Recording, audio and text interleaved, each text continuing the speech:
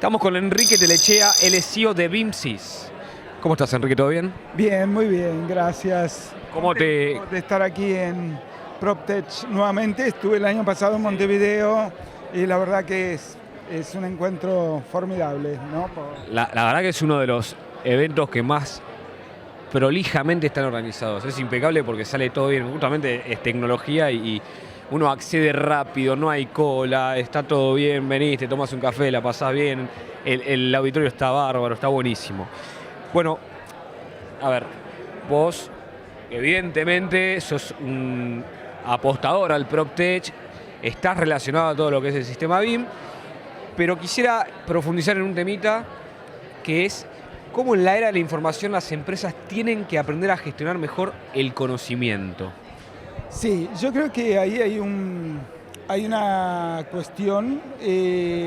La mayoría de las instituciones, y a esto nos referimos a las instituciones por un lado del Estado, a las instituciones académicas y a muchas más, vienen como muy por detrás en sus programas, en sus currículas, respecto de la transformación digital. Es decir, es evidente que hay una distancia entre los avances que los vectores más dinámicos, digamos, emprendedores de las áreas tecnológicas están abordando cada una de las industrias a una velocidad inesperada.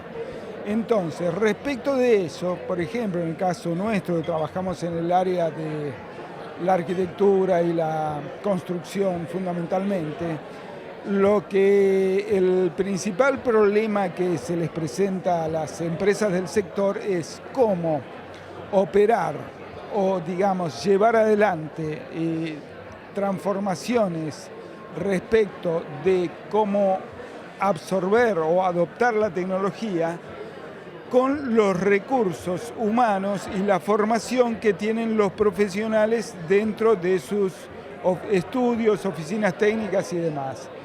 Y respecto de esto hay una cosa que es muy interesante y que tiene que ser abordada. La formación, digamos, en tecnologías para el sector de la arquitectura y la construcción no puede, digamos, dejar de considerar el conocimiento ya constituido.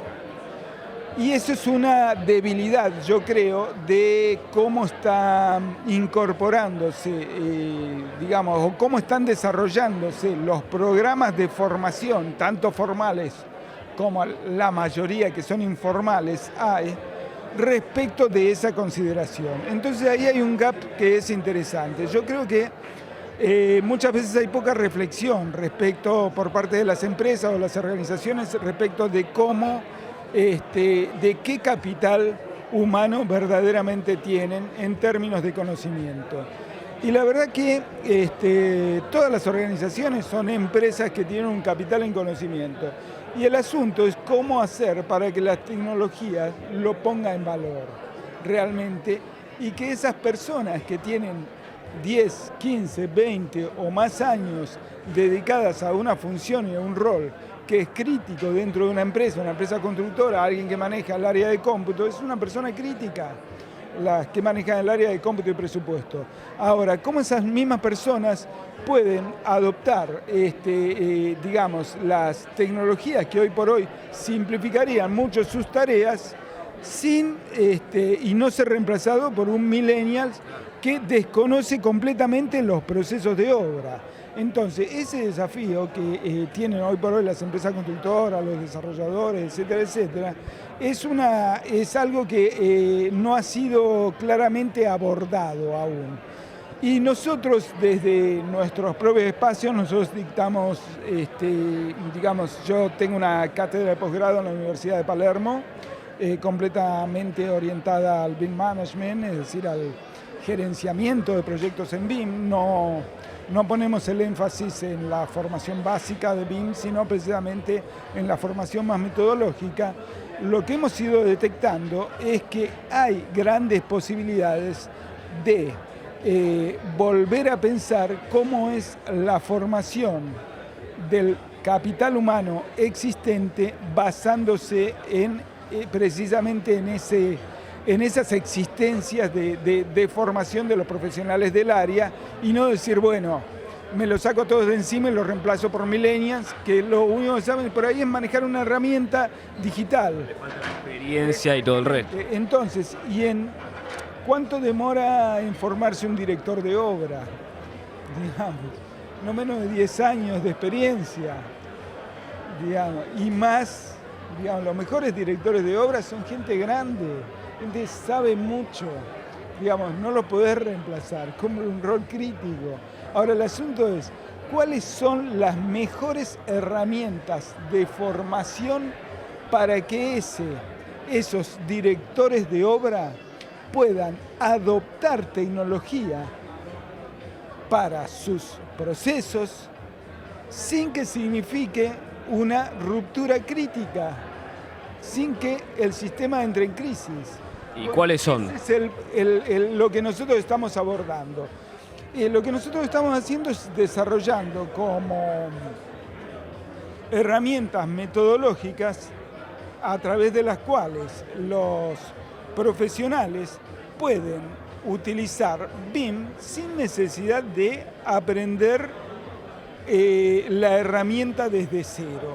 Es decir, cómo mediante aplicaciones relativamente sencillas y obvias, un profesional de experiencia que tiene un alto valor agregado por sus capacidades y conocimientos, pueda adquirir nuevas capacidades que lo potencian aún más trabajando en un ecosistema. Y ahí está el otro punto que es crítico. Para que realmente la adopción de tecnología en la industria de la construcción prospere y agregue verdaderamente valor, hay que pensar en construir ecosistemas digitales. Es decir, no se puede trabajar desintegradamente. No puede haber tecnologías dispersas que nunca terminan de integrarse dentro de un mismo escenario. Por eso esto es una realidad que, bueno, está siendo abordada desde distintas perspectivas. Por ejemplo, en el caso de Inglaterra, es un país donde los protocolos y estándares BIM avanzaron muchísimo. A cierto nivel de madurez del BIM, decidieron o adoptaron la obligatoriedad del uso de lo que se llaman Common Data Environment, que son entornos de datos comunes para la administración de proyectos. ¿Esto qué significa? Porque se dieron cuenta de que un problema grave en la adopción de las tecnologías BIM, que te brinda, que te multiplica la capacidad de obtener datos en la etapa de diseño y que después son utilizados para la etapa de construcción y de mantenimiento, tienen que estar realmente organizados de un modo tal que les llegue a todos los actores de la cadena de valor. Porque si no, si se bloquea ese acceso a esa información, realmente el agregado de valor sigue sin aparecer. Entonces, la adopción de tecnología se vuelve inerte, por así decirlo. Entonces, para que realmente la tecnología adoptada, las tecnologías y los saberes metodológicos adoptados agreguen valor, es conveniente trabajar en entornos de datos comunes. Entonces, esto que parece recién ahora empieza a aparecer acá en Argentina como a medida que la gente va tomando contacto con BIM y se va dando cuenta, la gente empieza a desear, sí, yo quiero desarrollar mi proyecto en BIM, sobre todo los desarrolladores que son, o el owner, que es el principal beneficiario del uso del BIM, porque le va a generar eficiencias que se van a traducir en una mejora en sus procesos y por lo tanto en un ahorro sustancial de recursos y de plazos y de tiempo. Bueno, además de eso tiene que tener esta perspectiva de que para poder controlar todo el proceso desde que empieza el diseño hasta la administración del edificio, es necesario tener una buena plataforma de integración de documentos como base, un sistema de comunicación integrado un espacio virtual en el cual los profesionales puedan interactuar dentro de con sus modelos BIM o con sus planos en 2D o DWG, como quiera llamársele, o sus PDF, más todos los documentos no gráficos que forman parte de, digamos, de los intercambios que se producen en una obra, que son miles. Una obra tiene miles y miles de documentos y cada documento puede tener 20, 30 o 40 comunicaciones, lo cual, si pensamos entonces en términos de comunicaciones, eso multiplica todavía mucho más. Es interminable. Claro, entonces, ¿cómo se puede controlar todo eso? ¿Es posible? Sí. Se puede en la medida que esté integrado. Hoy por hoy hay herramientas que permiten esa integración. Lo que nosotros venimos trabajando e insistiendo como consultores precisamente, por un lado, es que utilicen una herramienta. Y por otro lado, obviamente, preferimos que usen la nuestra porque está completamente orientada y adaptada a una realidad que es la realidad local. Es decir, que tiene en cuenta cierta cultura local que Argentina. Que no hay que despreciar y que hay que atender. Entonces, bueno, nada, ese es nuestro principal desafío hoy por hoy. Por un lado, hacer conciencia en las empresas y en las organizaciones de que, digamos, la adopción de tecnología tiene que hacerse sobre la base de su propio capital humano, del que ya disponen, que no se resuelve, digamos, contratando millennials, sino que por el contrario tiene que integrar, digamos, conocimientos sobre ese capital de conocimiento que ya tiene para poder potenciarlos y, bueno, mejorar su performance en todos los niveles. Está buenísimo porque es como el lado B, ¿no? Uno cuando habla de tecnología siempre habla del optimista, de los cambios, de la reducción de costos, pero Nosotros hablamos de las dificultades. no, hay que pensarlas porque digo, no es cuestión de hacer borrón y cuenta nueva, por esto que decís vos, de que hay gente con mucho valor y hay gente que es nueva con valor, a ver cómo los unimos y los transformamos a los dos. Así que